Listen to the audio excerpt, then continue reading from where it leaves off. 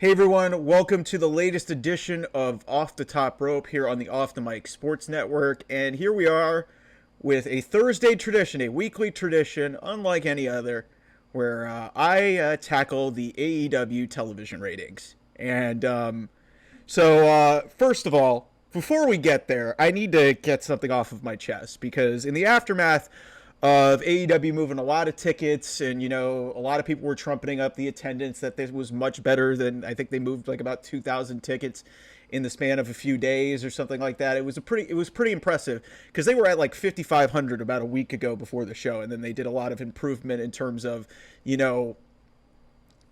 marketing within the New York area, and having people do TV appearances and whatnot, and it looked a lot better on television. But if you look at the internet, there's still a lot of blank spaces and a lot of portions of Arthur Ashe Stadium were marked off, and that needs to be noted because I dared to point out when people were like, "Hey, we got 8,000, we got 8,500, 9,000 people, woo!" And a conveniently located wide shot that was cropping out like the obvious empty spaces in the building, and so I dared to mention, it's like, you guys had 11, 12,000 people in the stadium. You didn't sell out. What are you talking about? And I swear to God, AEW people are some of the most nonsensical, like, buffoons and just morons, like, and just don't understand the fundamentals of what I am talking about when it comes to, hey, you're not selling as many tickets as WWE, because they're like, well, you know what, they made 8,000 tickets available, so, hey, we sold the allotment of tickets. No! Idiot! There are 20,000 seats in that stadium. You literally, AEW, filled up that stadium, 21,000 people, 3 years ago for the first ever Grand Slam. We're there. I can't help you. I can't help you if you're not going to identify that, hey, you're down 3,000 tickets from last year's event and down 13,000, almost 2/3 of the stadium are gone when in a span of 3 years. Like, that is because your product is ice fucking cold. And if you think that everything is okay and everything is roses and just filled with milk and honey and whatever, you are fucking delusional. AEW fans are some of the most delusional idiots I've ever met in my entire life. And I swear to God, one after the other was trying to justify, oh, you know what? We got 9,000 people. The seats were made available. So if we sold out the ticket allotment, we sold out the event. No! And then they're daring to bring up WWE going to a 11,000 seat building, selling 9,000 tickets, and saying, yeah, they didn't sell out either. You know what? The stage was there. And then you guys are going to try and use the stage excuse to try and justify that, oh, you know what, that's part of the setup, screwed up the ticket sale allotment. I was like, God, dude, you literally had 21,000 people in that stadium 3 years ago. Make up your fucking mind. Like, it drives me nuts because this is the problem with AEW. Tony Khan does not listen to anybody. He does it all for the fans. And he pays attention to these internet marks who will literally just, worship the ground that he walks on and will just trumpet out that anything that is good on any of these shows, and even getting a marginal increase or being like, number 2 on cable or something like that. And I'll get to the ratings in a second. But it's just like any little small victory, they will trump it up. They are celebrating mediocrity. And yet they sign all, and yet, that's fine if you're like, okay, celebrating that you're a mid company. But when you have all of the talent and all the money that Tony Khan has invested in this roster, and you can't even get over 10,000 people in a 20,000 seat stadium, and then your fan base is trumpeting out, hey, we did a great job, 8,500 people, woo, 8,500 people, a third of the stadium, and we think that's a sellout. I can't help you people. I really can't help you people. You guys are delusional. And then it gets to this, because people are again happy because the Dynamite ratings came out, and they did 702,000 total viewership, 0.23 in the 18 to 49. So they did beat NXT I am very convinced that NXT on CW with a ton of shit going on next week is going to be Dynamite. I'm convinced of it. And the October 8th show going head to head with Dynamite, I pointed out, that's going to be really the telltale sign of where this show is. Because Randy Orton is going to be on that October 8th show. A-Town Down Under is going to be on that October 8th show. Obafemi and Tony D'Angelo is going to be on that October 8th show in St. Louis. So there's going to be a lot of stuff talking head-to-head here with NXT moving up. You guys can't worry about getting to WWE heights because that ship has sailed. Like, they haven't cleared 1 million in God knows how long. But I need to illustrate a point here because everybody is just celebrating, hey, we moved up. We got over 700,000. Again, just back to what my point is. So here is every single Dynamite Grand Slam since they started the event in 2021. 2021, Dynamite Grand Slam drew 1.273 million viewers and a .48 in the 1849 demo. That's pretty damn good. That's pretty damn good. Like that's right around where Raw is right now. And remind you, this was during football season. Raw got hurt because of football. This is on a Wednesday. So 1.273, one of the best ratings Dynamite's ever done. And a .48 in the 18 to 49. If you remember, that show started with Bryan Danielson and Kenny Omega. 2022, down to 1.039 million, .35 in the 1849. Okay. A little bit of a drop-off. You know, CM Punk's not there. It's right after Brawl Out. The Young Bucks and Kenny Omega, they're off television. They're still in a good spot. They're still in a relatively good spot. And, you know, MJF's on that show. You have a championship tournament being crowned, like with I think it was Bryan Danielson and Jon Moxley, which is ironic because that's going to be the match coming up at the pay-per-view in a couple weeks. Last year, 984,000, so they don't get to 1 million, but they're close. 0.36 in the 18 to 49. So they're down in total viewership. They're up in the demo. I say all that to you to get to this year. 702,000, a 0.23 in the 18 to 49. In what world is that good? In what world is that good, everybody? I don't get it, man.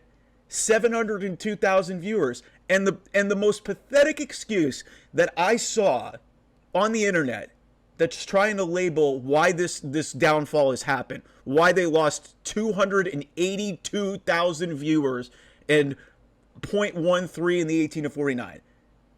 Caitlin Clark was playing. Are you kidding me?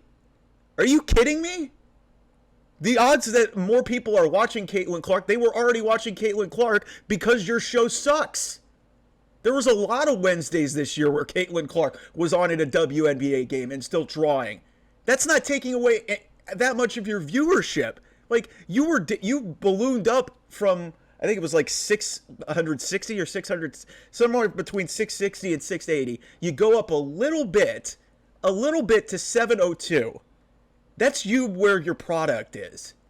That's why this downfall has happened. They haven't been able to get close to 900,000 this year, really, since about April when, you know, coincidentally, all of the, you know, petty bullshit started happening with, you know, the footage being put out from the All-In Brawl situation. You bring back Jack Perry, and he's, like, people want to make him be, like, this big deal, but it's just, seriously, you people who are AEW just tribalists, who just trying to just, you know, paint this picture that everything's okay. It's not. It's not, and I want this company to do well. I really do. Because the thing that frustrates me more than anything is that everybody's seemingly okay because, hey, we got all these high-priced talent. We're going to get a big TV deal. And then you're barely getting over 700,000 viewers, and then you're using an excuse of, hey, Caitlin Clark was on. Hey, that's what hurt us. No, the booking to your show sucked. That's why you didn't have as many tickets sold, even though you want to tell me it's a sellout. Like, you people need to get your brains checked and get reality checked here because this is just not the accurate representation of what's going on. And then you dare to go to WWE and say, oh, we almost drew more than they did in their arena. It was like they were in Ontario, California, in a 10,000 seat building. You were in a 20,000 seat tennis stadium that you've run that event for 4 years. So maybe it's partly the event in the market, and just doing it in that tennis stadium is just not working for you. But Tony is so stubborn to admit a fault that he's not going to move it out of there. So it's just, I don't get it. I really don't understand what's going on. And then here's the other thing that you have to take a look at: the week in terms of not just Grand Slam, year over year. So in 2020, this show, to put it into perspective for y'all, this show in the same week 4 years ago, mind you, this was during COVID. This was during COVID. A COVID episode of AEW Dynamite on September 23rd of 2020 outdrew the corresponding week for this year. 835,000 people in a .32 in the 18 to 49. A show during frickin' COVID is doing better than the show now. What more evidence do you need that this company is failing? Just because they're getting money doesn't mean anything. It's about how you use your resources and how you book your shows. And this whole idea of just doing match after match after match after match, it just doesn't work. And I am feeling less and less emotionally invested in these people. I mean, most of the people that I care about are the ones that I like their wrestling ability. But it's just like, once you keep doing these match after match after match, it's like the Young Bucks, Ospreay, and Fletcher match. Yeah, it was an amazing match, move for move, but there was a bunch of bullshit in there. There was a bunch of kickouts. They made freaking Matthew Jackson look like he was fucking Hulk Hogan, kicking out of everything, and just, being John Cena or whatever. And I'm just like, dude, what the fuck are we doing? And you have destroyers and splashes and everything. It's just, it's not working. And then you go back 4 years, they're doing less than that. That's not what it's supposed to be. That's not what it's supposed to be. And then you have, 1.2 million on the September 22nd, 2021 episode of Dynamite. That was a good rating for them. September 28th, 2 years ago, my birthday 2 years ago, when Dynamite was on this corresponding week, they did 990,000. And then last year they did 850K. 855K on September 27th of last year. And the corresponding week, whole year, just to give you the year-over-year idea of where this thing is at. But then I brought up that COVID episode. That should be the biggest indication for you that there's something wrong. Because when you're struggling to get over 700,000, that's not, like, some of it might be Caitlin Clark, but there's by no means are there going to be, like, average people that want to watch Caitlin Clark that are going to want to tune into AEW Dynamite. They'd rather watch WWE. Because there's just nothing, like, the marketing for this sucked. Like, there's not a lot of people just recommending the product. It's just, it's one thing to book, to sign all these big high-profile stars that want to go wrestle and do cool things for you, Tony Khan. But until you put them in interesting, dramatically filled storylines, nobody's going to care. And that's why your product's been dwindling. And really, what you sunk yourself when you started going into this petty bullshit. You guys probably would have had a higher number if you didn't air the all-in footage. If you didn't start doing a lot of unnecessary, violent stuff on television. Like, I point to that footage as one of the big turning points, specifically in my household. Because I was getting my sister in AEW, and she was really interested in this stuff. And then she started to get bored, and over time... And then when they announced that they were going to air the all-in footage, she just told me she didn't want to watch anymore. Because that's high school level bullshit. And so you're sinking your company. And they're going to get a TV deal. They're going to have some level of stability and money, which has never been an issue for Tony Khan. That's not the problem.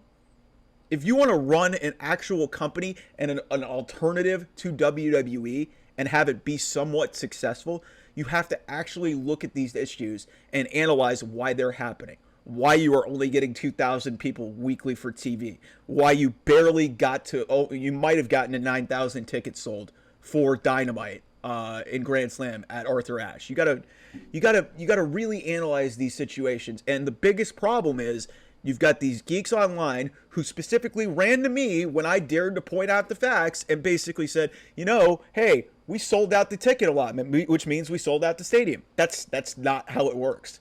Y'all are delusional, okay? So that's my weekly rant here on this whole subject. A lot of great wrestling content coming here to the channel. Go check out my video about the Bad Blood main event. That ought to be really interesting to see how that transpires. That's going to be a big storyline coming in down the home stretch here as we head to Bad Blood, which is going to be a huge, huge event. Before you know it, we'll have Wrestle Dream. Is that the last time we see Bryan Danielson for an extended period of time? Who's to say? It could be worth buying the pay-per-view, but I've seen Bryan Danielson, Jon Moxley at least 3 to 4 times in AEW already. So why should I care? Why should I care? Because Jon Moxley tried to suffocate Bryan Danielson? Okay. Cool.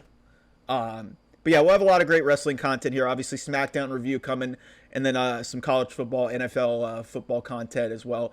And yeah, for all you people who I mentioned Caitlin Clark in here, go check out that video. And why I'm really happy that Caitlin Clark has ultimately had her season ended, and now she can just relax and get away from all this toxicity.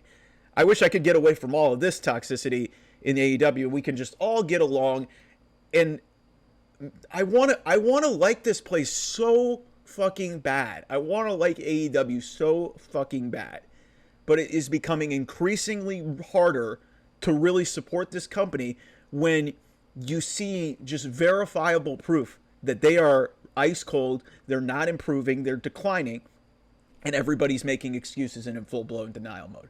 That is when my alarm bells go off, and when the owner of the company is too busy, doing the CEO Mercedes Moné dance, which is embarrassing, by the way, too busy being a mark and not trying to be a businessman, which is probably the whole inherent issue with this thing. It's like, you had your window when Vince McMahon was running WWE and WWE was at its low point. And once that ended, you lost all the credibility in the world. You had the massive fight with CM Punk. Cody Rhodes was out the door. All of the luster and the aura, as the kids say, was off of AEW. And now here we are, 2 years after that, and you're barely drawing 700,000 and 8,000 people in a 20,000 seat stadium. What more evidence do you need that you guys need help? For once, can somebody here just watch this video and listen to me? Because you're going to be fine, but at the same time, look what happened with WWE in their darkest days. They got paid a whole bunch of money, and they were having the same attendance issues and selling, half of a building.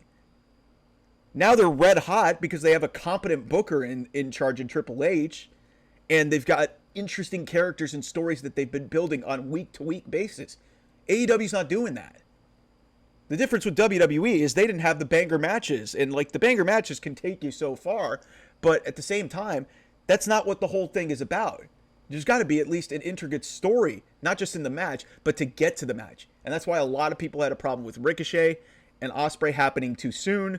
People don't seem to understand that. I guess you guys are just dead set in your ways, but seriously, it's really hard to fathom that people are just trying to justify this type of behavior with saying, yeah, you know what? Hey, we did good on attendance. We got over a certain number.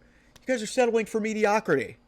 It's like a failing football team where, when I used to root for the Browns, it got to a certain point in the season. I was like, yeah, you know what? I want to suck for the worst draft pick.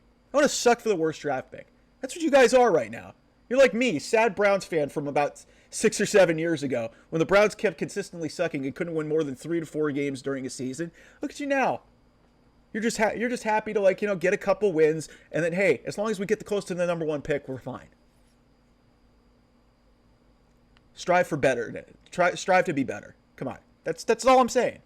That's all I'm saying, because at some point I got tired of that, and hey, now I have a better expectation for my football team, and here we are. You can watch a bunch of videos on the channel of why I have such a love-hate relationship with the Cleveland Browns. But anyway, I've gone on for far too long. Like, share, and subscribe here on the channel, OT Mike Sports and Off the Mic 28 on Twitter if you want to just follow me or the show. Yeah, a lot of great content coming up on here. Perfect blend of sports and sports entertainment here on the channel. Love you guys. Thanks for the support. I will talk to you very, very soon. Bye-bye.